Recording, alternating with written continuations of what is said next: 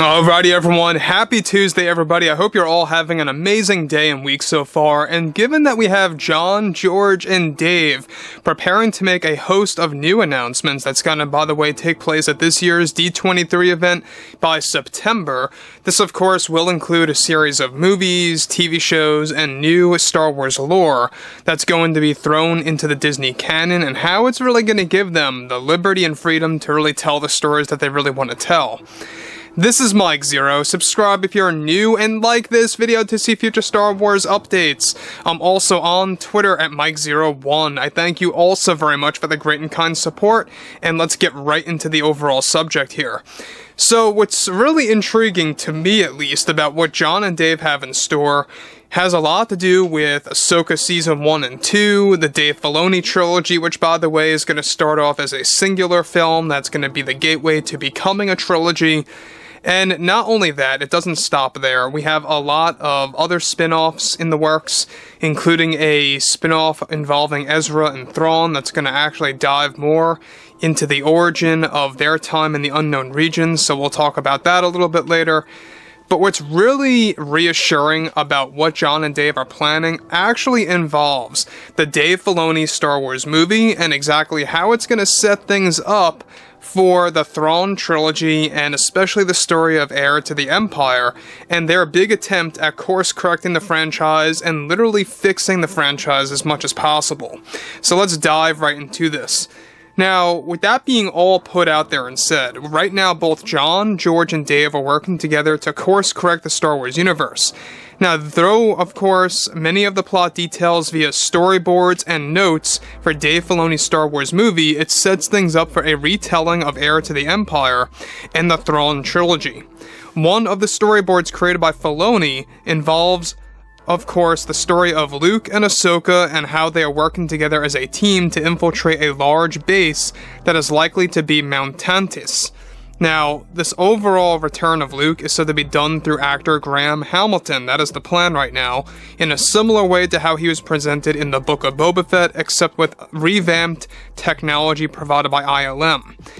Now, they eventually storm inside of this base where Luke discovers something that is said to be one of the shocking reveals for the audience. Now, via the storyboards and the notes, they deliver, of course, that Dave Filoni's film is set to focus on the recovering of Luke Skywalker's severed hand, and what kind of experiments that they have been conducting on through his DNA. This is said to be a direct callback to the Thrawn trilogy from Star Wars Legends, and may, and I say may or may not, allude towards a Luke Skywalker clone entering into canon. Now, that is still a big mystery. However, sitting on some kind of throne in the background of these storyboards is said to be a brand new take on popular Dark Jedi Joruus C'baoth, who appears much like a wizard and is announcing a plan of his to Luke and Ahsoka. Now, let me just stop here quick before I get to the big conclusion, and the big piece about all of this is that you guys may or may not know a Dark Jedi named Joruus C'baoth in Legends, in the old Star Wars stories we're talking about from the 1990s here. There was a character who was a Dark Jedi who was essentially a clone of a previous Jedi, where Joruus C'baoth is one who was conducting experiments on Luke Skywalker's severed hand. This is how he ultimately made a clone of Luke called Luke. I believe it was with like extra U's in his name or extra K's, I forgot. But the overall structure of this, where John and Dave are heading, is that they're keeping that a big mystery. It doesn't seem like they're setting up the clone of Luke per se, but it could be open to the possibility.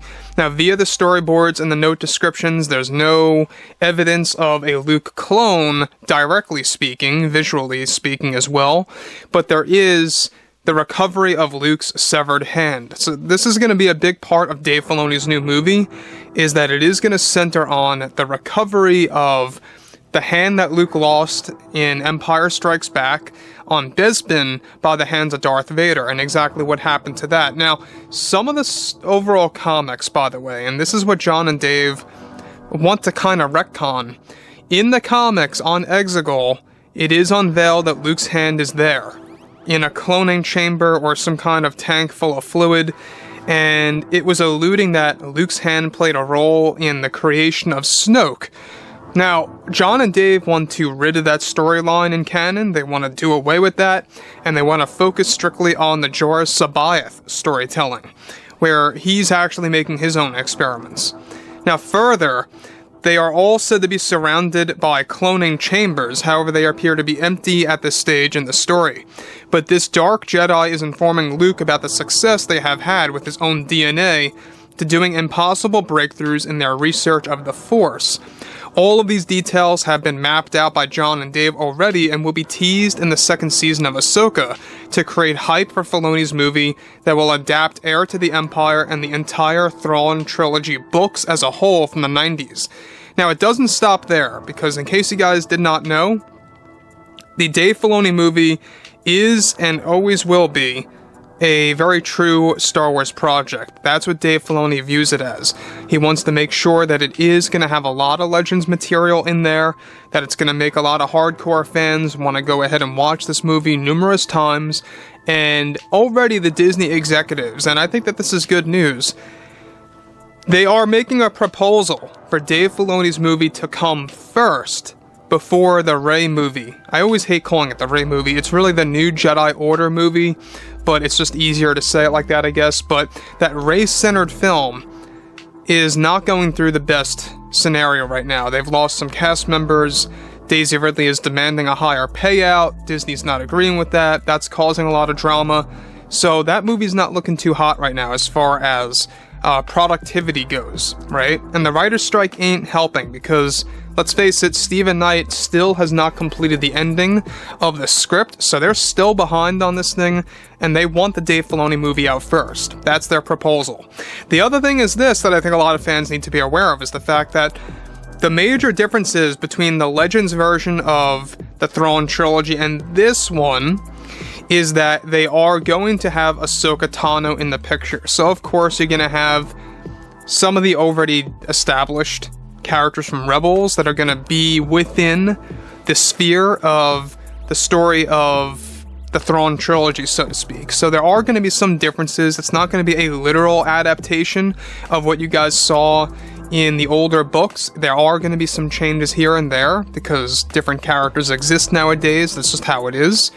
And so, I think that this is a good move, I really do. The fact that they're focusing on Luke's severed hand and what happened to that, and how Dave Filoni really wants this story to really connect to Empire Strikes Back and the original trilogy, and how it's going to lead to a lot of revelations and twists and turns and stuff like that.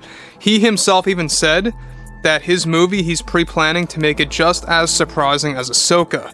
And Ahsoka, by the way, Ray Stevenson, before his passing, he did say that this show has a lot of teases, has a lot of twists and turns, a lot of climaxes, stuff like that.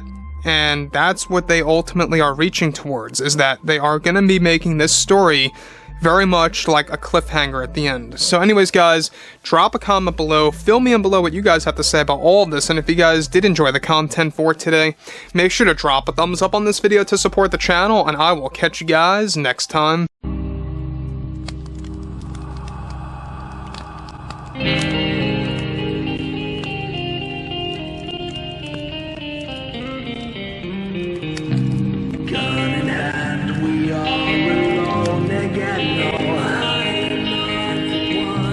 Nights alone.